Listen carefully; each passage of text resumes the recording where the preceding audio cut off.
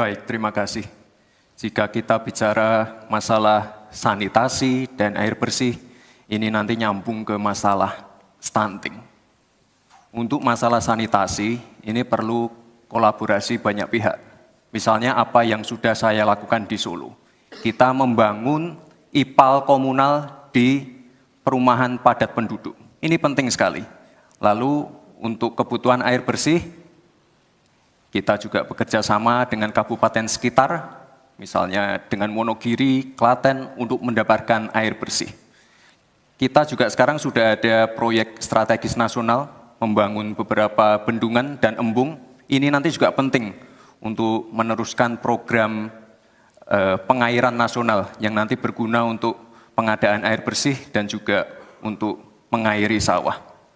Ke depan, masalah sanitasi dan air bersih ini penting sekali, karena kami dari paslon nomor 2 ingin menyiapkan generasi-generasi emas yang sehat dan pintar. Kalau kita mengintervensi masalah stunting, kita juga harus mengintervensi tempat tinggalnya juga. Kita tidak bisa hanya memberikan gizi tambahan untuk ibu hamil dan lain-lain, tapi kita tidak menyentuh rumah tinggalnya. Jadi ini harus dikerjakan secara paralel. Stunting kita kerjakan, pemenuhan gizi kita kerjakan, sanitasi, drainase, air bersih, kawasan kumuh, ini harus kita selesaikan juga secara paralel. Terima kasih. Masih ada waktu? Cukup, Pak? Cukup. Baik, saya berikan waktu untuk Pak Mahfud untuk menanggapi jawaban dari Pak Gibran. Mas Gibran yang terhormat, tadi itu pertanyaan yang dibaca oleh moderator, bagaimana strategi paslon untuk memastikan penyediaan infrastruktur sosial tanpa membebani keuangan daerah. Kayaknya belum terjawab. Tadi yang dijawab tuh infrastruktur fisik semua tuh. Infrastruktur itu kan ya ada infrastruktur sosial, ya itu yang penting. Kemudian regulasi. Bagaimana Anda menyiapkan regulasi sekarang ini agar semua itu bisa berjalan dengan baik. Nah kalau infrastruktur fisik mungkin sih bisa saja diutak-atik dari APBN, APBD gitu ini untuk ini. Tapi masalahnya kita punya problem dengan infrastruktur sosial seperti yang ditanyakan tadi. Nah itu saya kira yang perlu dijelaskan lebih jauh. Selesai. Waktu Anda habis. Baik, kita akan ke calon wakil presiden nomor urut 1 Bapak Muhaimin Iskandar untuk menanggapi. Waktunya 1 menit.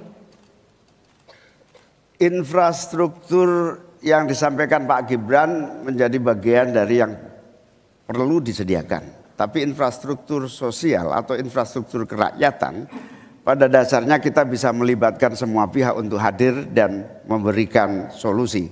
Contohnya infrastruktur gedung-gedung sekolah yang memberikan kesehatan, kecerdasan bagi masa depan anak didik kita. Apa yang bisa kita lakukan? Misalnya kita bebaskan pajak buat seluruh penyelenggara pendidikan supaya fiskalnya terpenuhi, supaya pendidikan bisa terjangkau, sehingga semua bentuk pendidikan, semua bentuk yang berkaitan dengan pencerdasan kehidupan masyarakat kotanya, maka dibebaskan pajaknya. Ini seperti yang sudah dilakukan di Jakarta, yang ini bisa kita tarik ke tingkat nasional. Infrastruktur sosial tercipta dengan pemerintah memberi fasilitas yang memadai. Cukup, Pak? Bapak? Cukup. Baik. Kita stop, countdown. Tenang. Saya berikan kembali waktu untuk Pak Gibran untuk menanggapi atas tanggapan dari Pak Mahfud dan Pak Muhaimin. Baik, terima kasih. Mungkin Prof. Mahfud dan Gus Muhaimin kurang paham dengan apa yang sudah saya paparkan. Saya tadi juga bicara masalah infrastruktur sosial, stunting itu loh Pak. Ya, tapi nggak apa-apa, saya perjelas lagi. Kita punya program makan siang gratis. Banyak yang nyinyir, tapi sekali lagi Pak, program makan siang gratis ini adalah investasi menuju Indonesia emas. Program makan siang gratis 400T ini adalah stimulan untuk ibu-ibu, warteg-warteg, warung-warung, catering-catering yang ada di daerah. Bayangkan 400T mengucur ke daerah-daerah. Semua ibu-ibu ikut memasak makan siang untuk anak-anak kita. Itu Pak yang saya maksud dengan infrastruktur sosial. Program makan siang gratis, investasi ke depan untuk menuju Indonesia emas. Terima kasih.